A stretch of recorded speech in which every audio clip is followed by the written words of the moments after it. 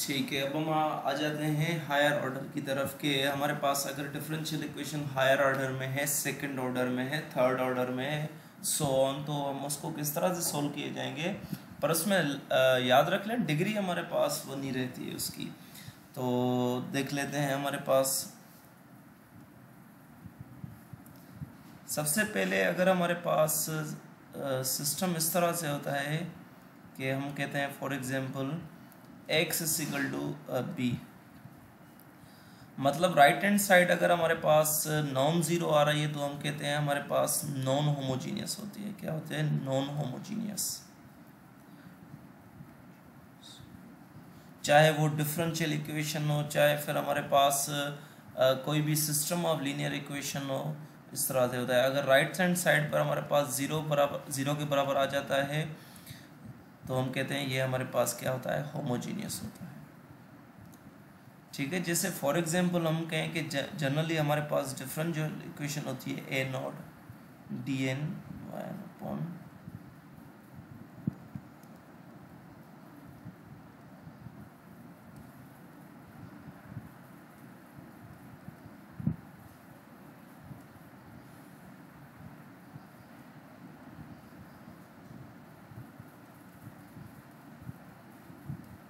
ये for example हमारे पास है इक्वल टू ज़ीरो आ गया तो हम किसकी बात करेंगे? होमोजीनियस की।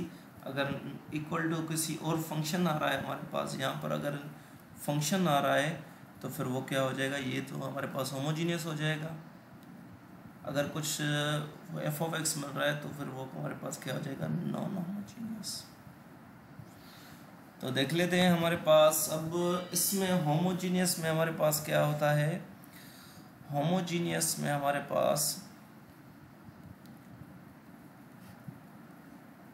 कॉम्प्लीमेंट्री फंक्शन होता है, ट्ररी फंक्शन होता है, जिसको हम किस तरह से डिनोट करते हैं? इस तरह से सीपी से डिनोट करते हैं। और हमारे पास नॉन होमोजीनियस में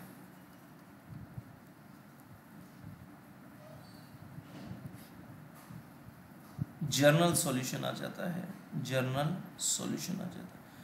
एक्चुअली जर्नल सॉल्यूशन हमारे पास कैसे दो चीज़ों पे बेस्ड होता है। एक होता है कॉम्प्लीमेंट्री फंक्शन पर और दूसरा हमारे पास होता है पर्टिकुलर इंटीग्रल।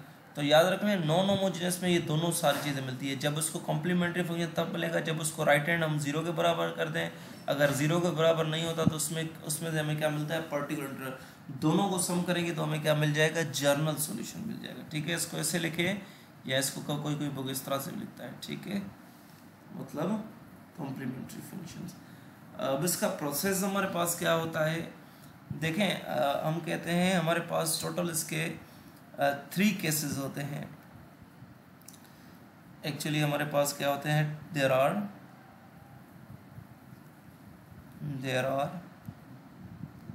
3 केसेस। अगर हमारे पास रूट्स के आ जाएं, रूट्स आर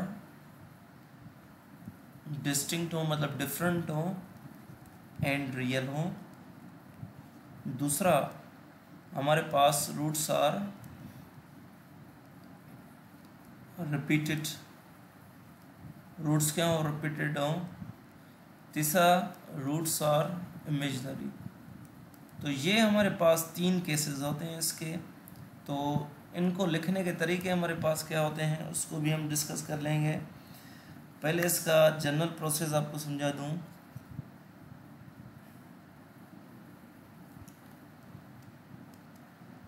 अब हमें डिफरेंशियल इक्वेशन गिवन है ये वाली d2y over dx² plus 2 dy by dx minus 3y equal to 0। अब आपको इसका प्रोसेस क्या है? सबसे पहले आप इसको कन्वर्ट करेंगे बाय डी मेथड। मतलब हम कह सकते हैं कि d जो हमारे पास होता है वो बराबर होता है d अपॉन डी एक्स के। अगर d स्क्वायर करेंगे तो ये क्या हो जाएगा? d square upon D x square. तो इनकी जगह पे हम क्या रख सकते हैं? इसको इन मेथड्स को इस वजह से d मेथड भी किया जा सकता है। तो ये क्या हो जाता है? अब ये वजह है इनकी क्यों कर सकते हैं। तो पहला हम इसको किस तरह से लिख सकते हैं? इसको इस तरह से लिख सकते हैं d स्क्वायर वाई सेम रहेगा क्योंकि इधर वाई है, और ये इधर 2dy हो जाएगा, ये तो सेम रहेगा इक्वल टू 0। अब इनमें सब में y कॉमन है तो y कॉमन ले लें, तो बाकी क्या बचेगा D square plus 2d minus 3 equal to 0। तो ये हमारे पास इसमें से क्या मिल जाएगा D square plus 2d minus 3। अब इसको d को हम किस में कन्वर्ट करेंगे, कन्वर्ट d बाई एम, ये इसका प्रोसेस होता है। क्यों, क्योंकि ये कन्वर्ट इस वजह से करते हैं d में, क्योंकि हम dy बाई dx से नहीं कर सकते कि इसके रूट्स क्या आएंगे, पर अगर d में इसको कन्वर्ट कर सकते हैं तो हम कह सकते हैं आप d में कुछ भी कर सकते हैं। तो ये क्या हो जाएगा, अगर y भले इसके साथ रखते हैं तो तभी भी क्या हो जाएगा, ये एम स्क्वायर प्लस 2m 3, इसको बोलते हैं ऑक्सिलरी इक्वेशन। क्या, ऑक्सिलरी इक्वेशन। ऑक्सिलरी इक्वेशन के क्या मतलब है, ये वक्ती तौर पे हम सपोज कर लेते हैं, ठीक है। तो अब एम स्क्वायर जो हमें मिला है ना, ये वाला चीज 2m माइनस 3 इक्वल टू 0। अब आपको पता है इसके कुछ ना कुछ रूट्स हम फाइंड करेंगे, तो इसके रूट्स निकालें, क्वाड्रेटिक फार्मूला लगा लें, कुछ भी कर लें, जैसे हम क्वाड्रेटिक इक्वेशन सोल्व करते हैं, सिमिलर प्रोसेस है, minus B plus minus B square और माइनस 4ac, तो ये क्या हो जाएगा 12 हो जाएगा 2a,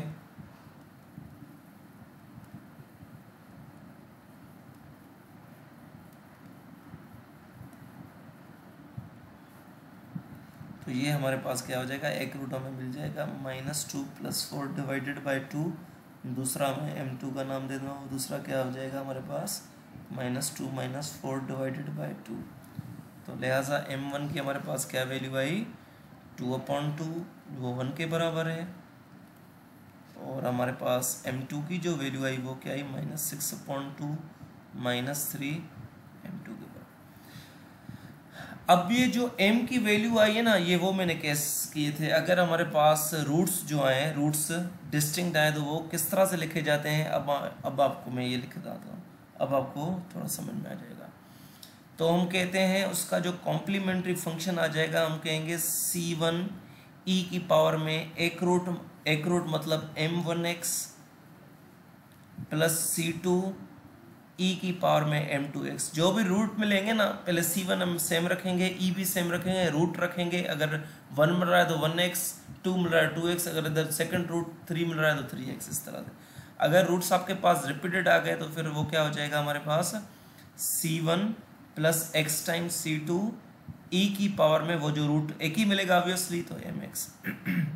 अगर रूट्स हमारे पास इमेजिनरी आ रहे हैं, इमेजिनरी रूट्स का क्या मतलब है, कॉम्प्लेक्स नंबर की फॉर्म में, क्योंकि हमेशा ये पेयर में आते हैं, alpha plus minus iota B आ रहे हैं, तो इसको हम कैसे लिखते हैं, इसको हम लिखते हैं e की पावर में इसका रियल पार्ट, और फिर हम लिखते हैं c1 sign beta x plus c2 cos beta x, या कॉस को पहले रखें, डजेंट मैटर। तो ये आपको फॉर्म याद करनी पड़ेगी।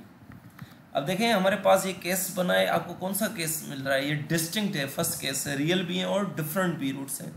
तो इसका कॉम्प्लीमेंट्री फंक्शन क्या हो जाएगा, CF = c1 e की पावर में मतलब 1x हो जाएगा प्लस c की e पावर -3x, ये इसका कॉम्प्लीमेंट्री फंक्शन है। इसको ऐसे लिखें या yc लिखें, बात सेम है।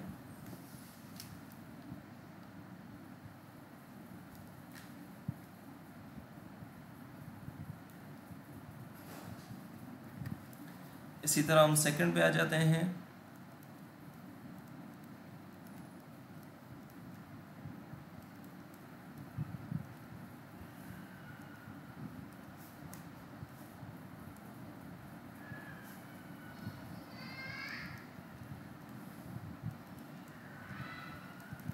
सेम प्रोसेस है, इसको अब थोड़ा मैं डायरेक्ट कर रहा हूँ, उसको सारी चीज़ें समझा दी हैं।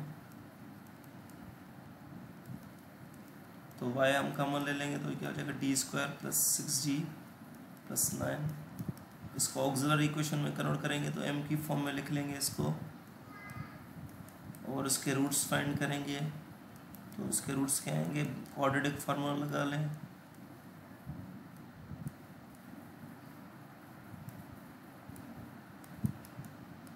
ये हो जाएगा 0, ये हो जाएगा।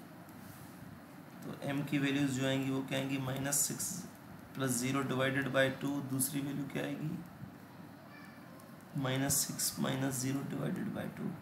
तो m1 की वैल्यू क्या मिलेगी, -6/2 मतलब -3, और इसकी भी क्या मिलेगी हमें, -3। मतलब रूट्स क्या है, दोनों सेम आए, रिपीटेड आए। मतलब अब रिपीटेड आए तो उसके लिए फार्मूला मैंने आपको बताया था कि हम complementary function c1 + x times c2 ये हमेशा फिक्स रहेगा, बस e की पावर में वो एक बार लिखना है बस। तो ये इजी है। अब आई होप कि ये सारे क्वेश्चन आप कर लेंगे।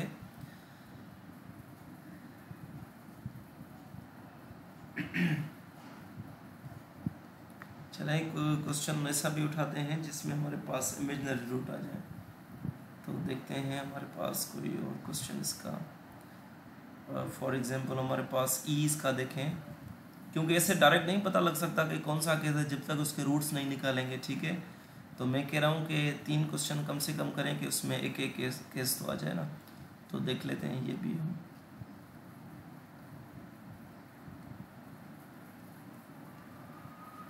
तो इसको आप कैसे लिखेंगे, 2d² y + 4d + 7 y common ले लेंगे, तो 2d² + 4d + 7 कन्वर्ट करें ऑक्सिलरी इक्वेशन में, तो 2m² + 4m क्वाड्रेटिक फार्मूला लगाएं तो क्या हो जाएगा,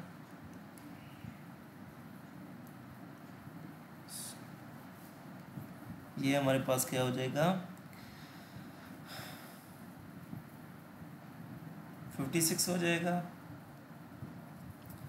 b² - 4a मतलब 4 to the 8, 8 7 हमारे पास होता है 56 होता है, सही है। डिवाइडेड बाय 2 है, 2 मल्टीप्लाई मतलब 4 हो जाएगा। तो ये हमारे पास क्या हो जाएगा, तो ये हमारे पास 40 हो जाएगा, माइनस का 40।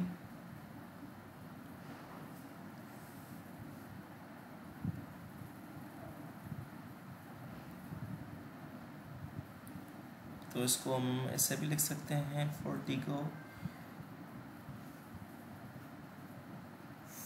4 मल्टीप्लाई बाय -10 डिवाइडेड बाय 4। तो -4, 4 का जो रूट आएगा वो क्या आएगा, 2 आता है हमारे पास, ये -10 सेम रहेगा। तो 2 कॉमन ले लें सब में से, तो क्या हो जाएगा, -2 प्लस माइनस ये हो जाएगा हमारे पास 10, और माइनस है तो आयोटा आ जाएगा इसके साथ, डिवाइडेड बाय 4, ये 2 लगते हैं।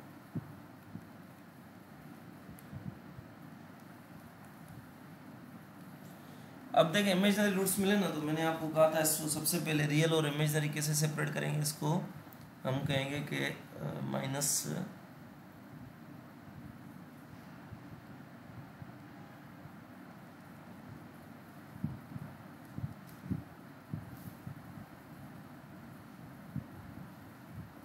तो ये हमारे पास क्या हो जाएगा, -1 प्लस माइनस। अब इसको लिखने का तरीका जो होता है, इसके कॉम्प्लीमेंट्री फंक्शन हमें क्या मिल जाएगा, ई पावर रियल जो इसका पार्ट होगा इस तरह से लिखेंगे, -x हो जाएगा, -1x मतलब, और c1 साइन लिखें या कॉस लिखें, बीटा, बीटा हमारे पास क्या है, ये बीटा है, ये अल्फ़ा था सारा और ये बीटा है। तो ये क्या आ जाएगा, radical 10/2 plus c2 cos radical 10/2, ये इसका सॉल्यूशन।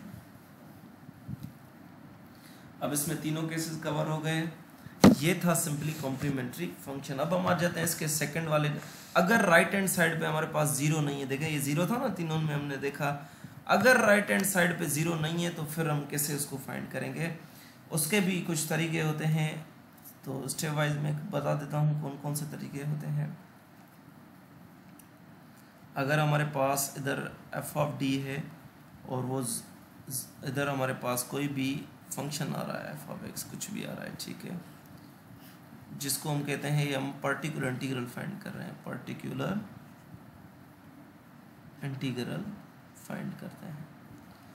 तो सबसे पहले हमारे पास फर्स्ट केस होता है, अगर आपके पास लेफ्ट हैंड साइड में कुछ भी टर्म्स है डी के और राइट हैंड साइड में आपके कोई भी इधर वाई है, राइट हैंड साइड पे आपके पास कोई भी एक्सपोनेंट है मतलब ई पावर, तो आप इसको कैसे लिखेंगे? आप कहेंगे E power X F of D, बस डी की जगह पे वो वैल्यू रख लें आप, ये जो डी की जगह पे ये रख दें, मतलब जहाँ पे भी डी आ रहा है वहाँ पर ए रख दें। क्या रख दें? एफ ऑफ ए रख दें। ठीक है, कि नंबर केस ये फर्स्ट है। अगर फिर कहता है अगर नीचे वाला टर्म, अगर सेकंड केस अराइज होता है, इफ अगर नीचे वाला ए पर 0 आ गया तो आपको क्या करना पड़ेगा? देन आपको क्या करना पड़ेगा?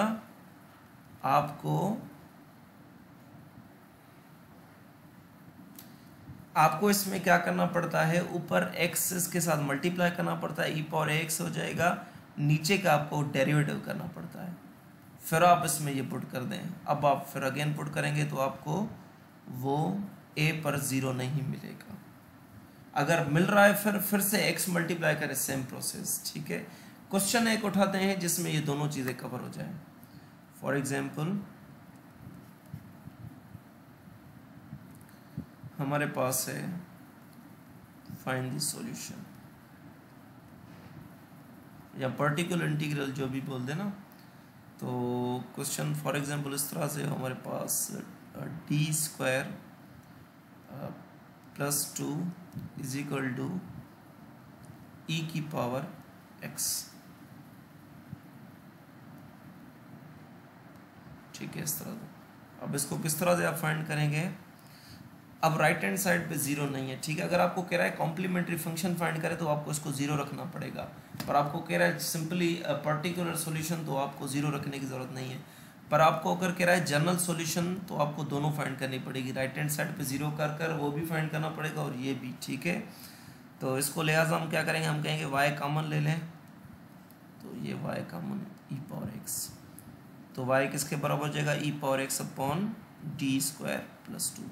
अब उसने कहा था जहाँ पर डी है वहाँ पर इसका कोएफिशिएंट रख दे, एक्स का कोएफिशिएंट कुछ भी नहीं है तो 1 तो होता है ना, तो ये क्या हो जाएगा? ई पावर एक्स, डी की जगह 1 रख दूँ तो ये क्या हो जाएगा? E power X upon 3। तो ये इसका क्या है? सॉल्यूशन है। ये इसका पर्टिकुलर इंटीग्रल है। सिंपली क्या है इसका? पर्टिकुलर इंटीग्रल, जिसको वाई पी से डिनोट किया जाता है। ठीक है, तो ये जनरल सॉल्यूशन में क्या आ जाता है? हमारे पास complementary function plus particular integral दोनों। अगर जनरल सॉल्यूशन की बात कर रहा है तो ये दोनों चीज़ें आपको फाइंड करनी पड़ेगी। ऑन दी अदर साइड इसका जो सेकंड केस था वो हमारे पास क्या है? अगर हमारे पास क्वेश्चन आ रहा है इस तरह से,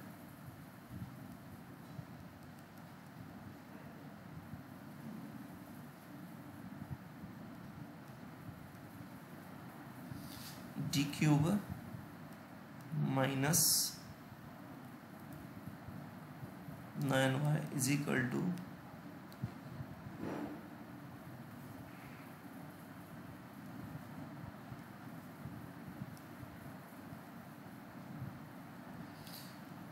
ई पावर 2x। अब इसका सॉल्यूशन कैसे फाइंड करेंगे? सबसे पहले आप इसको कैसे करेंगे? y कॉमन ले लें, क्या हो जाएगा? डी क्यूब माइनस 8 हो जाएगा ई पावर 2x। y की वैल्यू क्या मिलेगी? E power 2x upon D power 3 minus 8। जहाँ पर डी है वहाँ पर क्या रख देंगे? x का कोएफिशिएंट, तो क्या हो जाएगा? E power 2x divided by 2 का पावर 3 माइनस 8। तो ये नीचे क्या आ गया? नीचे तो 0 आ गया, पर ये सॉल्यूशन इसका नहीं है। कह रहा है अगर नीचे वाला 0 हो जाता तो उस सेंस में आप क्या कर दे? अब आप इक्वेशन 1 को लेंगे, क्या थी वो हमारे पास है? E power 2x D power 3 minus 8। अब उसने कहा था आपको इसका पर्टिकुलर इंटीग्रल अगर फाइंड करना है तो आप ऊपर को x से मल्टीप्लाई कर दें, नीचे वाले का डेरिवेटिव टी क्यूब का डेरिवेटिव क्या होता है? 3d स्क्वायर होता है, और 8 तो 0 हो जाएगा क्योंकि कांस्टेंट है। अब अगेन d की जगह पे वैल्यू रखें तो ये क्या हो जाएगा हमारे पास? 3 2 का square x E power 2x divided by ये क्या हो जाएगा? 12। ये इसका आंसर है, पर्टिकुलर इंटीग्रल। इस तरह से क्वेश्चन आपके पास जैसे है क्वेश्चन, इसका क्वेश्चन नंबर है F 6.4 का। वो क्या कहता है, dx square plus 2 dy/dx minus 3y equals to 4e⁻⁻x। अब इसको कैसे करें, सबसे पहले इसको कैपिटल D में कन्वर्ट करें तो ये d² plus 2 capital dy minus 3y 4e⁻⁻3x। अब देखें इसने जर्नल सॉल्यूशन का कहा है ना, तो आपको इससे सबसे पहले इसको क्या करना पड़ेगा, इसका आपको सबसे पहले कॉम्प्लीमेंट्री फंक्शन निकालना पड़ेगा, वो आपको मैंने ऑलरेडी सिखा दिया है। अब इसका पर्टिकुलर इंटीग्रल मैं फाइंड कर लेता हूँ, फिर दोनों को सिंपली सम करना है तो आपको जनरल सॉल्यूशन मिल जाएगा। तो पर्टिकुलर अगर कॉम्प्लीमेंट्री निकालना हो तो उसको 0 के बराबर कर सकते हैं और इसके रूट्स निकाल सकते हैं, वो आपको पता है। तो अगर पर्टिकुलर इंटीग्रल फाइंड करना है तो फिर पर्टिकुलर में इंटीग्रल फाइंड करना है तो उसके लिए हमें y कॉमन लें, तो d² plus 2d minus 3 equals to 4e⁻⁻3x minus x।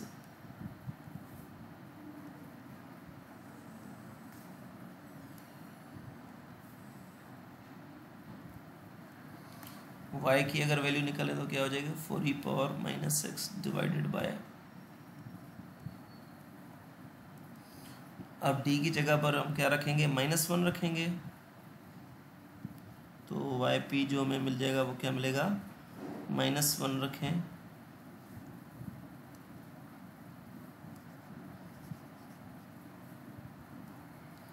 तो हम 4e⁻⁻x, तो ये क्या हो जाएगा, माइनस का 1² प्लस 2 इंटू -1 -3, तो लिहाजा हमें क्या मिलेगा, 4e⁻⁻x 1 -2 -3, तो ये क्या हो जाएगा 4e⁻⁻x डिवाइडेड बाय, ये हमें क्या मिल जाएगा, ये हमें मिल जाएगा माइनस का 4, ये 4 आंसर क्या मिला, माइनस का e⁻, ये हमें मिला है पर्टिकुलर इंटीग्रल। अब नीचे वाला 0 आ ही नहीं रहा तो फिर वो क्यों करे, तो ये डायरेक्ट सॉल्यूशन इसका मिल जाएगा। ठीक है, इस तरह से हमारे पास ये मेरे ख्याल से अब ई जो भी राइट हैंड साइड पे होगा तो आप ई की पावर इजीली कर सकते हैं। जैसे इसका हमारे पास है एल क्वेश्चन है, एन क्वेश्चन है, वो इजीली आप कर सकते हैं। ठीक है, अब हम आ जाते हैं इसके दूसरे केस की तरफ। अगर हमारे पास फॉर एग्जांपल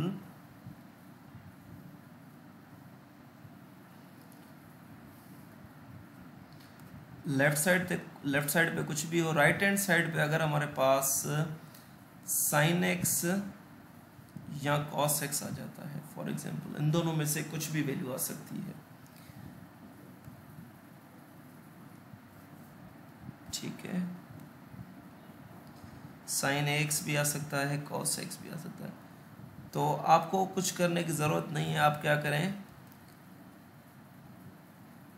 इधर फॉर d² है फॉर एग्जांपल। ठीक है, तो आपको क्या करें, अगर कुछ भी वैल्यू आ रही है sin x या cos x, ठीक है, तो आपको सिंपली इधर जहाँ पर d² है ना, सिर्फ d² की जगह पे, बाकी नहीं, d की जगह कुछ भी नहीं करे, सिर्फ d² की जगह आपको क्या पुट करना है, माइनस अलग से वो जो a है ना वो उसका स्क्वायर कर देना है। ठीक है, माइनस इसके अंदर नहीं आएगी, माइनस बाहर आएगी स्क्वायर के, तो इस तरह से करना है। क्वेश्चन उठा लेते हैं, उसमें आपको ज़्यादा समझ में आ जाएगी चीज़। जैसे क्वेश्चन नंबर हमारे पास H है इसका,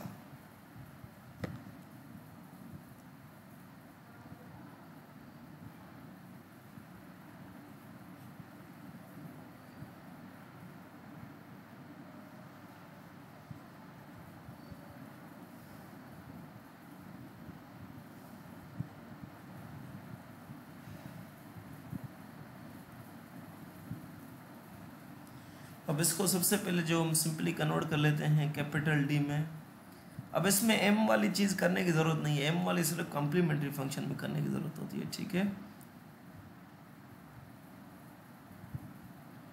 इसको इस तरह से भी लिख सकते हैं रिलेट कर कर, तो y अगर हम इस तरह से लें तो डी स्क्वायर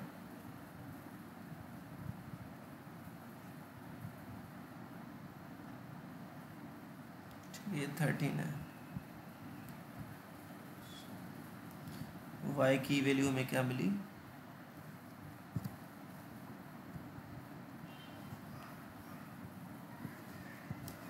2 sin x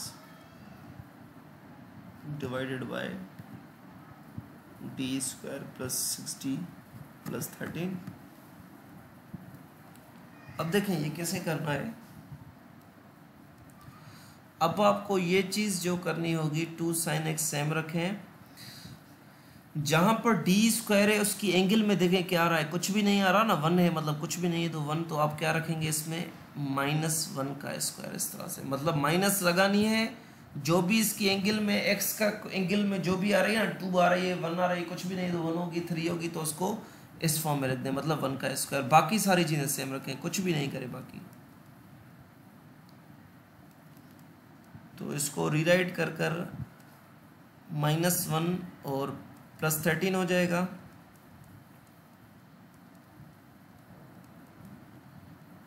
तो ये हमारे पास क्या हो जाएगा 12 प्लस 60। अब अगर इसमें से मैं 2 कॉमन ले लूँ डिनोमिनेटर में से, तो ले सकता हूँ, क्या हो जाएगा, ये हो जाएगा 6 प्लस 3d, 2 कैंसिल आउट हो जाएगा, बाकी क्या हो जाएगा 6 प्लस 3d। अब इसकी करें रेशनलाइजेशन, इसकी क्या करें बाय रेशनलाइजेशन, क्योंकि ये इसका सॉल्यूशन नहीं है, रेशनलाइजेशन करेंगे तो सॉल्यूशन मिलेगा। रेशनलाइजेशन में हमारे पास क्या होता है, डिनोमिनेटर और न्यूमरेटर कुछ भी, पर यहाँ पर डिनोमिनेटर करेंगे उसको मल्टीप्लाई भी करें, डिवाइड करें, पर शर्त है कि अगर प्लस है तो माइनस कर दें, माइनस है तो प्लस कर दें, इस तरह से। तो ये हमारे पास क्या हो जाएगा, y equals to sine x और मल्टीप्लाई में 6 माइनस 3d डिवाइडेड बाय, ये तो a प्लस बी और a माइनस बी, मतलब a square minus B square, तो ये से मल्टीप्लाई हो जाएगा, क्या हो जाएगा साइन, इस तरह से, ये 3 और d साइन x, ये 36 हो जाएगा, ये आपके पास हो जाएगा 9d स्क्वायर और 6 साइन x सेम रहेगा।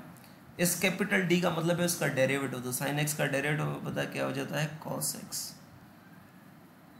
36 same minus same, d square की जगह हम सेम वैल्यू रखेंगे जो उसकी थी, तो ये वाली सेम रखेंगे, तो क्या होगी माइनस का 1 स्क्वायर, तो मतलब -1 ही हो जाएगी ना।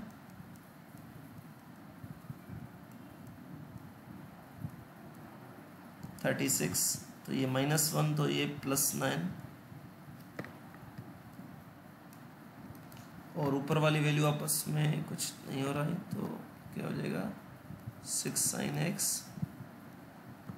-3 cos x, और नीचे वाली वैल्यू क्या हो जाएंगी, ये हो जाएंगी 45। ये आपका आंसर है। 3 कॉमन भी ले सकते हैं आप, तो ये 3 अगर कॉमन ले लूँ तो क्या हो जाएगा 2 sine x minus cos x, और ये हमारे पास क्या हो जाएगा, ये होगा 15।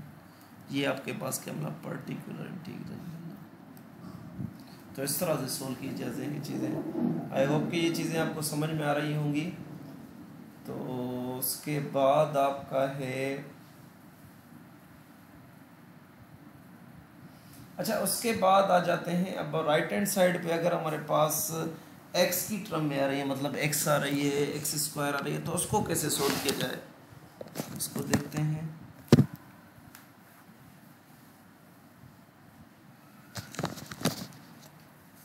ये केस हमारे पास कौन सा हो जाएगा, केस नंबर 3, या केस लिख लें या टाइप लिख लें। तो इसका कैसे होता है हमारे पास, अगर हमारे पास इधर एफ ऑफ डी है और राइट हैंड साइड पे कुछ भी एक्स की पावर एन आ गई, अब क्या करते हैं, इसका मैं प्रोसीजर समझा देता हूँ। लेट सपोज इधर मेरे पास है for example D square plus 2d plus 3 और ये आ गया फॉर एग्जांपल। फिर क्वेश्चन करते हैं और इधर एक्स है, तो आपको क्या करना है, इसमें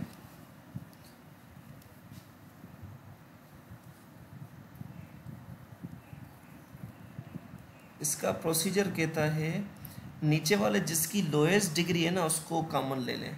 तो इसकी लोएस्ट डिग्री है क्योंकि डिग्री तो 0 है इसकी, तो उसको कॉमन ले लें। बाकी क्या बचेगा, डी स्क्वायर अपॉन 3 और ये हमारे पास हो जाएगा 2d अपॉन 3 और ये +1।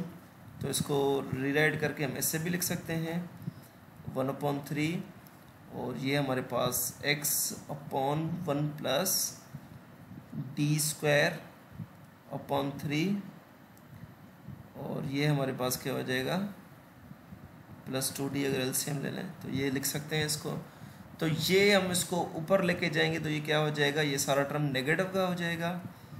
तो ये x इसको ऊपर लेके जाएं तो ये क्या हो जाएगा 1 प्लस ये इसको एक टर्म अगर मान लें हम तो ये किसका हो जाएगा, नेगेटिव का हो जाएगा। तो इस तरह से हम इसको करते हैं। 2 फार्मूलों की इसमें ज़रूरत हमें पड़ेगी, वो आपको याद करने की ज़रूरत है।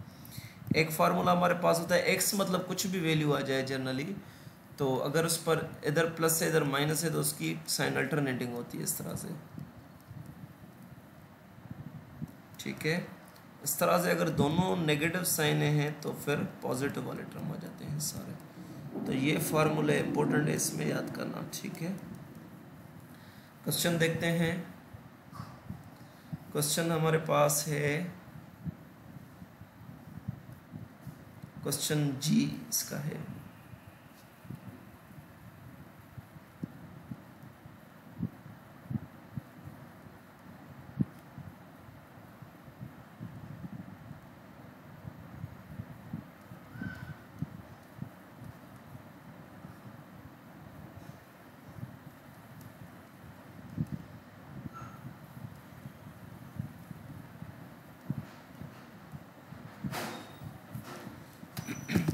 अब इसमें देखें, इसको सबसे पहले डी में कन्वर्ट कर दें।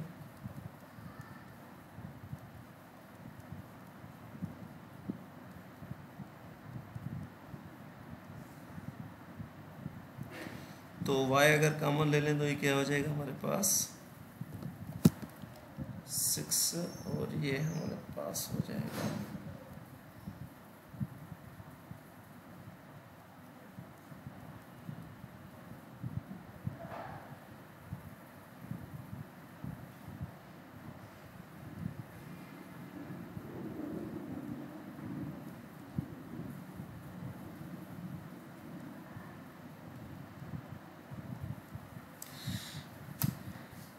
अब हम देख सकते हैं राइट हैंड साइड पे हमारे पास x आ गया, मतलब कुछ भी x आ गया। तो उस सेंस में मैंने आपको बताया था कि आप उस सेंस में क्या करें, इसमें से लोएस्ट डिग्री इसकी है 9, उसको कॉमन ले लें।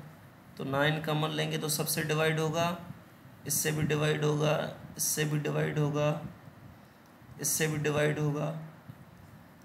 तो ये क्या हो जाएगा, ये हमारे पास हो जाएगा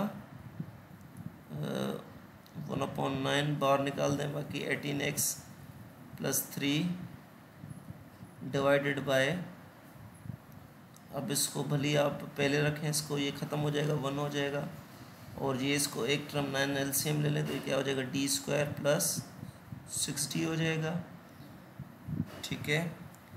अब देखें,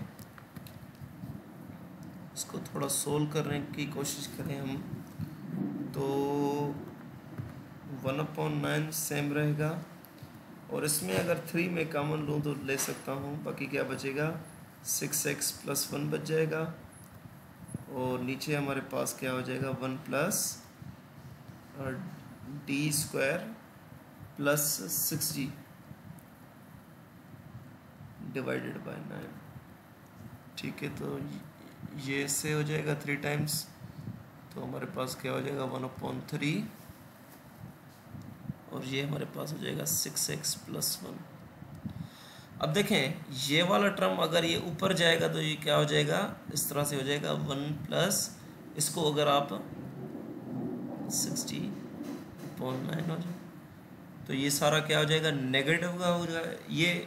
अब देखें ये इस टर्म को रिलेट कर सकते हैं, जैसे मैंने कहा था ये 1 + x हो गया, तो वही फार्मूला, इसको सारा को हमने क्या मानेंगे, इसको हम सारे को मानेंगे x मानेंगे, ये वाला जस्ट लाइक x।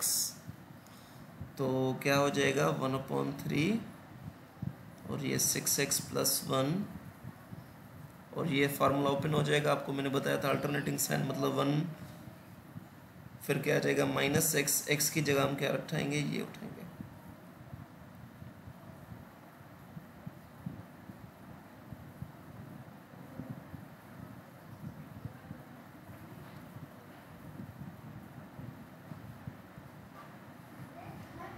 तो x की जगह हमारे पास क्या आ जाएगा, ये आ जाएगा +x² मतलब d² 60/9 का स्क्वायर। अब क्वेश्चन ये अराइज होता है कहाँ तक जाएंगे। अब देखें ये d जो शो करता है डेरिवेटिव को शो करता है। अब अगर इसके डेरिवेटिव में इससे मल्टीप्लाई करा दूंगा तो ये इसका एक ही डेरिवेटिव पे इसका आंसर क्या आ जाएगा, मतलब सेकंड डेरिवेटिव पे इसका आंसर 0 आ जाएगा। तो ये करने का हमें स्टेप ज़रूरत ही नहीं है, हमें देखना होगा राइट हैंड साइड पे मतलब फंक्शन जो है वो कौन सा है। अगर x⁴ होता तो फिर मैं इसका क्या करता, 4 बार देख लेता है डेरिवेटिव में पॉसिबल है, पर x करूँगा तो इसका फर्स्ट में 1 हो जाएगा, सेकंड में मेरे पास क्या हो जाएगा 0। तो ऑब्वियसली जो टर्म उस हिसाब से लेंगे जितने हिसाब से उसके डेरिवेटिव पॉसिबल हो, अगर 0 आ रहा है तो फिर पॉसिबल नहीं है। तो मतलब ये भी मुझे करने की कोई ज़रूरत नहीं है, सिर्फ ये 2 टर्म्स उठा लूँ इनफ है मेरे लिए। ठीक है, अब क्या करेंगे, इसको इससे मल्टीप्लाई कर देंगे तो क्या आ जाएगा, ये सेम आ जाएगा 6x + 1/3।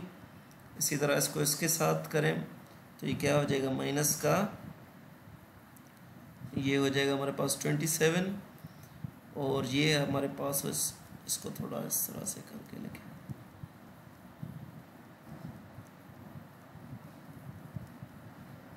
ठीक है, इसको करने की ज़रूरत है ही नहीं, तो ये सेम रहेगा।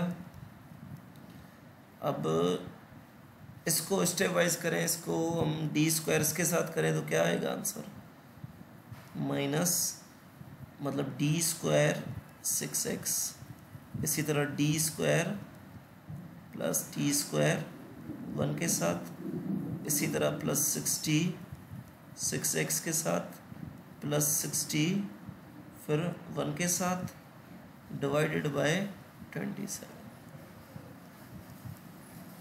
तो ये हमारे पास 6x प्लस, इसके बाद इधर step 6x + 1 divided by 3 minus, इसका मतलब इसका 2 बार डेरिवेटिव करो। 6x का एक बार 6 आएगा, 2 बार 0, 1 का भी 0, 2 बार डेरिवेटिव।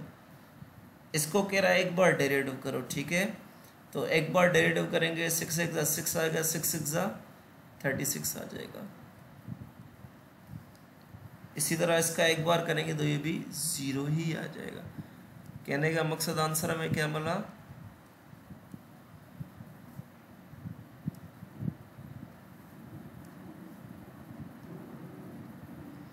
माइनस का 36, ये हमें आंसर मिला।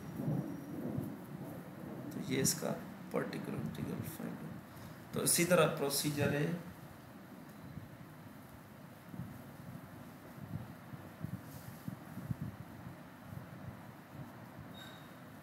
अच्छा, इसमें अगर हमारे पास फिर आ जाता है, अगर हमारे पास क्वेश्चन नंबर अगर हम देखें कि ओ वाला है, अब ओ वाला ये होगा अगर इसमें तीनों चीज़ें आ रही हैं पर मतलब 2x भी आ रहा है, ठीक है, 2x भी आ रहा है, इसी तरह p देखें तो इसमें cos x भी आ रहा है, sin x। तो आप उसको कैसे करें, इंडिविजुअल करें, मतलब पहले cos x वाले को करें, मतलब ये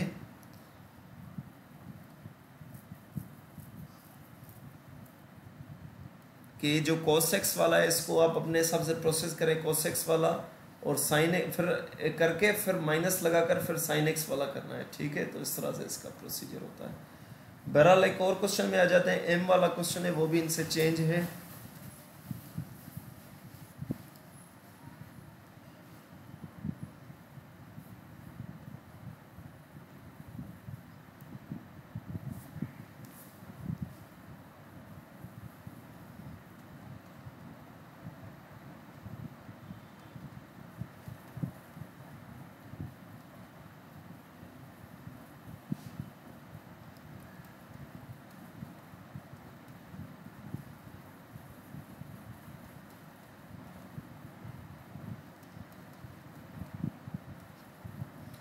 अब इसको कैसे करेंगे?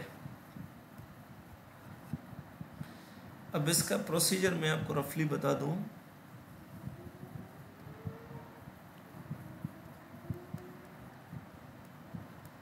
अगर ये आ रहा है हमारे पास e power x cos x, ठीक है, तो आपको क्या करना है, इसमें ये प्रोडक्ट भी जब भी फॉर्म में आ जाए तो आपको क्या करना है, जहाँ पर d है वहाँ पर d प्लस a कर दें, मतलब ये जो इसका कोएफिशिएंट है उसके साथ ऐड कर दें। फिर जैसे ही ऐड कर लिया मतलब इसका मसला हल हो गया, इसको साइड कर दें। अब सेम cos x में जो हमारे पास प्रोसेस लगता है कि बाबा डी स्क्वायर की जगह उसके एंगल का स्क्वायर कर दो, इस तरह वही इसी तरह से प्रोसेस होगा। जैसे इस क्वेश्चन को कर लेते हैं सोल्व, तो ये क्या हो जाएगा, 2 कैपिटल ये हो जाएगा D square Y plus 4dy plus 7y equal to, तो इसमें से हम क्या करेंगे, y अगर ले लें कॉमन तो क्या हो जाएगा, 2d square plus 4d plus 7 e की power minus x cos x, और y की वैल्यू अगर हम निकालें तो क्या हो जाएगा, ये हमारे पास e power minus x cos x 2d square plus 4d 7। तो अब ये हमारे पास क्या हो जाएगा,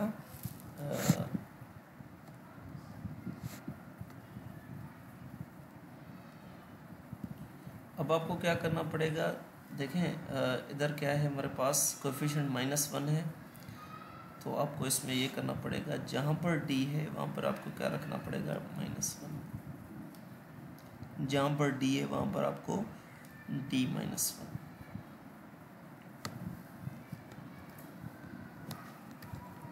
ये अब हमारे पास क्या हो जाएगा,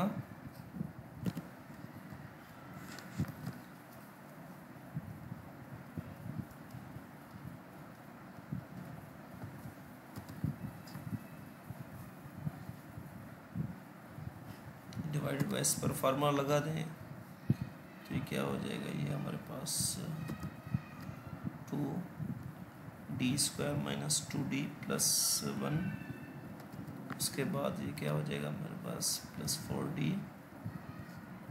माइनस 4 प्लस 7।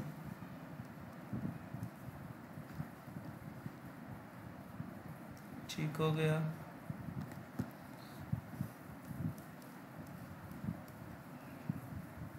अब इसका मसला हल हो गया, इसको होल्ड कर देंगे साइड पर, तो ये 2 मल्टीप्लाई करेंगे 2d स्क्वायर हो जाएगा माइनस 4d, 2 मल्टीप्लाई कर रहे हैं प्लस 2 प्लस 4d माइनस, और ये हमारे पास क्या हो जाएगा, सिंपली प्लस का 3 हो जाएगा, और इसमें हम देखेंगे कि कोई चीज़ कैंसिल तो आउट नहीं हो रही है, दोनों चीज़ें कैंसिल आउट हो रही हैं।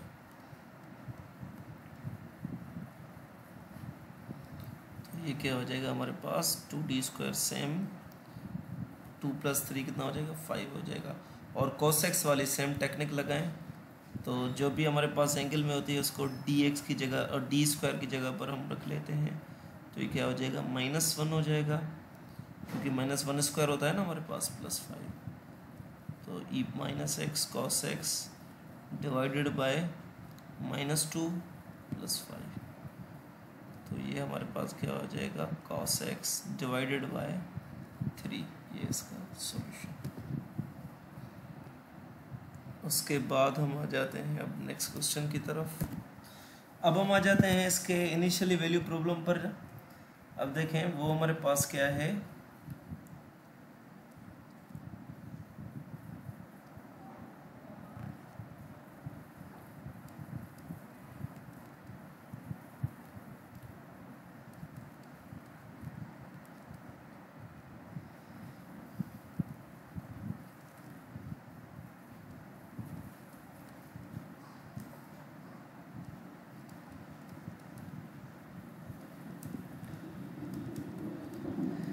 अब देखें ये भी इनिशियल वैल्यू कंडीशन है, क्योंकि इनपुट क्या आ रहा है, सेम आ रहा है दोनों का। अब देखें ये ज़्यादा क्यों हो गई, y of 0 equal to 0, y dash of 0 equal to -2, वहाँ पर तो सिर्फ ये थी। ये इस वजह से कि जितना इसका ऑर्डर होता है उस हिसाब से कंडीशन होती है। अगर ऑर्डर थर्ड का होता तो तीसरी कौन सी कंडीशन आ जाती है, डबल डेरिवेटिव आ जाता है, ठीक है। तो इस हिसाब से कंडीशन क्या करती है, वेरी करती हैं। तो बहरहाल अब इसमें का हमें एक तो जनरल सॉल्यूशन फाइंड करना है और इसमें ये वैल्यूज़ हमें बतानी है कि किस तरह से इसमें आएंगी। तो सबसे पहले इस डिफरेंशियल इक्वेशन को सोल्व करते हैं। तो आपको बताया कि इसको कैसे सोल्व करते हैं। पहले इसके कॉम्प्लीमेंट्री फंक्शन निकालेंगे, तो 2dy माइनस 3y 5 ई पावर 2x इसको लिख सकते हैं। अब इसका फर्स्ट हम फाइंड करें, हमें वैसे क्या है जनरल सॉल्यूशन इसका फाइंड करना है। जनरल सॉल्यूशन में क्या complementary function plus particular integral दोनों आते हैं, उन दोनों को सम करना होता है। तो प्रीवियसली ये था, मैंने एक सिखा दिया था ये वाला और सिर्फ मैंने ये किया था। अब इसमें दोनों में करके दिखाऊंगा आपको। तो कॉम्प्लीमेंट्री फंक्शन के लिए हमें क्या करना पड़ेगा, राइट हैंड साइड पर वो जीरो करना पड़ता है। ठीक है, राइट हैंड साइड क्या करनी पड़ती है, जीरो करनी पड़ती है। तो लिहाजा ये हमारे पास क्या हो जाएगा, d² प्लस 2d और माइनस 3y अगर कॉमन लें तो इस साइड पे हमें क्या करना पड़ेगा, ज़ीरो करना पड़ेगा। और इसको ऑक्सिलरी या कैरेक्टरिस्टिक इक्वेशन तो क्या हो जाएगी ये फिर 2m minus 3 equal to 0। m की अगर आप वैल्यू निकालें तो क्या आ जाएगी, माइनस 4ac 2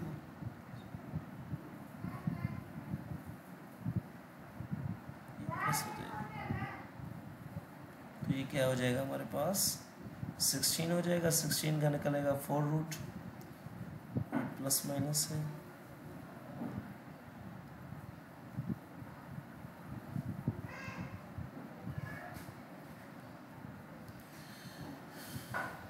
तो एक वैल्यू हमारे पास क्या मिलेगी, एक वैल्यू हमारे पास -2 प्लस 4 डिवाइडेड बाई 2, दूसरी हमारे पास क्या वैल्यू मिल जाएगी -2 minus 4 divided by 2,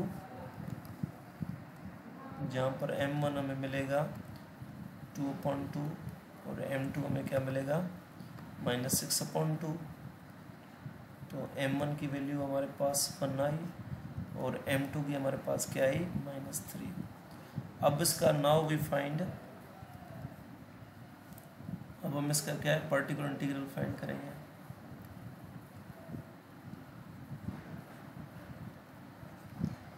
particular integral, अब इसका पर्टिकुलर इंटीग्रल आपको पता है किस तरह से फाइंड करते हैं। अब इसमें राइट हैंड साइड हम लेते हैं तो लिहाजा ये y तो कॉमन है d² plus 2d minus 3 equal two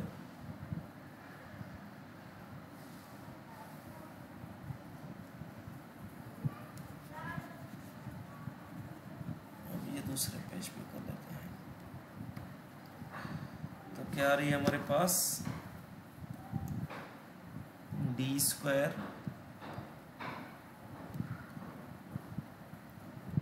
plus 2d minus 3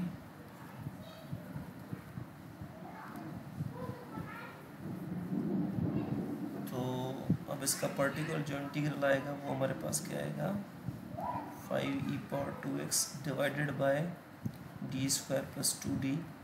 और आपको पता है जो भी हमारे पास कोएफिशिएंट होता है x में e की पावर में वो रख लेते हैं d की जगह पर। तो ये क्या हो जाएगा, ये 4 हो जाएगा। ये हमारे पास क्योंकि 2 का स्क्वायर 4 2 ये भी 4 हो जाएगा। तो ये क्या हो जाएगा 5e power 2x divided by, और ये हमारे पास क्या हो जाएगा 5 से कैंसिल आउट, तो क्या बचा बाकी हमारे पास होगा e पावर 2x। y की क्या वैल्यू मिली हमें e पावर, दोनों को अब हम मर्ज करके लिखेंगे तो क्या हो जाएगा हमारे पास जनरल सॉल्यूशन जो इसका मिलेगा वो हमें क्या मिला। अच्छा, इसका अगर सॉल्यूशन आप फाइंड करेंगे तो ये हमें क्या मिल जाता है, इसका सॉल्यूशन हम कहते हैं कॉम्प्लीमेंट्री फंक्शन हमारे पास c1 e की power x plus c2 e की पावर माइनस 3x। ठीक है, तो ये क्या हो जाएगा c1 e की power x plus c2 e की power minus 3x plus e power 2x। ठीक है, तो अब इसको हम ऐसे भी लिख सकते हैं y of x is equal to c1 e की पावर x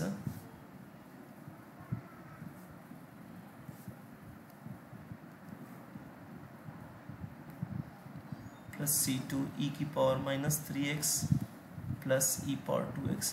अब देखें ये C1 C2 आ रहा है। मैंने कहा था इनिशियली वैल्यू कंडीशन में हमारे पास क्या होती है, बाउंड्री वैल्यू कंडीशन में हमारे पास ये कांस्टेंट की वैल्यू हमें फाइंड करनी होती है। तो पहली यहाँ पर कंडीशन हमें गिवन थी क्वेश्चन में, वो क्या थी, y of 0 is equal to 0। और आपको पता है इसमें x ये होता है और y ये होता है। तो ये अब पुट करें इन वन में, पुट इन वन, तो क्या हो जाएगा, ये हमारे पास हो जाएगा y ऑफ 0 हो जाएगा और ये हो जाएगा C1 e की पावर 0 प्लस C2 e की पावर -3 इंटू 0, C3 है ही नहीं, तो ये क्या हो जाएगा e की पावर 0, ठीक है, 2 इंटू 0 हो जाएगा। तो ये y ऑफ 0 में पता है 0 के बराबर है, C1 e पावर 0 1 के बराबर होता है, ये भी e पावर 0, ये मतलब एक हमें वैल्यूज़ मिली, जो वैल्यूज़ मिली हैं तो उसको हम इससे भी लिख सकते हैं C1 plus C2 equal to -1। Equation number 2 का नाम दे दें। अब सिमिलरली जो दूसरी हमारे पास कंडीशन थी वो क्या थी, वो थी y of dash is equal to और ये -2। तो सबसे पहले y डैश, तो आपके पास yx जो भी गिवन था ये वाला जनरल सॉल्यूशन में,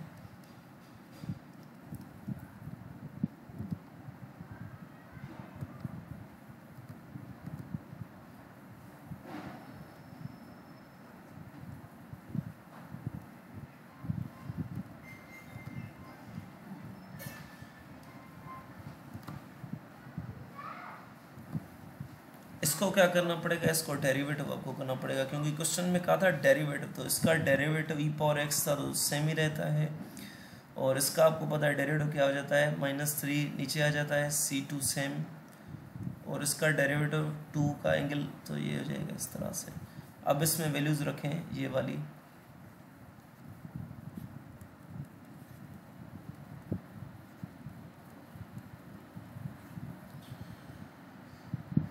तो ये हमारे पास क्या हो जाएगा, y ऑफ डैश 0 हो जाएगा, और ये C1 e की पावर 0 -3 C2 e की पावर -3 इंटू 0 प्लस 2 e की power 2 into 0, y dash of 0 -2 के बराबर है, ये C1 ये -3 C2 हो जाएगा और ये 2 बन जाएगा, ठीक है।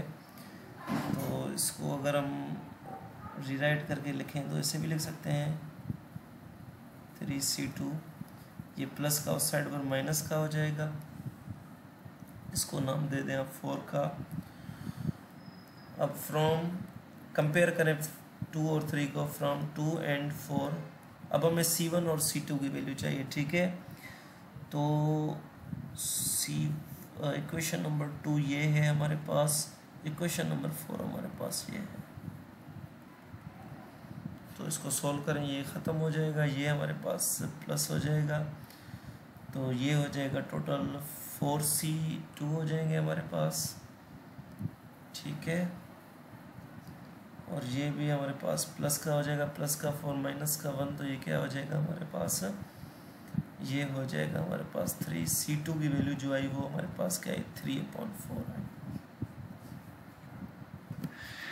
ठीक है। उसके बाद ये C2 किस में पुट करेंगे, C2 आप भले किसी भी इक्वेशन में करते हैं, हम फॉर एग्जाम्पल पुट इन 2 में पुट कर लेते हैं, तो C1 की हमें वैल्यू मिल जाएगी 3/4 सेम -1, C1 ये क्या हो जाएगा -1 -3/4, तो ये क्या हो जाएगा हमारे पास -7/4, ठीक है। ये दोनों वैल्यूज़ मिल गई। अब आप क्या करें, ये जो वैल्यूज़ आपको मिली हैं, ये C1 की वैल्यू मिली है आपको और ये C2 की। अब हम क्या करेंगे, put the values of C1 and C2 in equation 1 में। वो इक्वेशन 1 हमारे पास कौन सी थी, ये वाली थी, इसमें सारी पुट करेंगे, तो ये क्या हो जाएगा हमारे पास y of x is equal to C1 की जो हमारे पास वैल्यू थी वो क्या थी -7/4 e की पावर x, C2 की जो वैल्यू थी वो हमारे पास क्या थी 3/4 e की पावर -3x, ठीक हो गया, C1 e पावर -3x, ठीक है। उसके बाद हमारे पास क्या था e पावर 2x, तो सेम ही रहेगा, प्लस e पावर 2x, ये आपका सॉल्यूशन आ गया। और इसी तरह आगे भी क्वेश्चन आप खुद कर सकते हैं, इसके सारे जो इजी हैं, क्योंकि मैंने सारा A to Z आपको समझा दिया है, तो इतना कोई बड़ा मसला नहीं है, आप ट्राई कर लेना, ठीक है।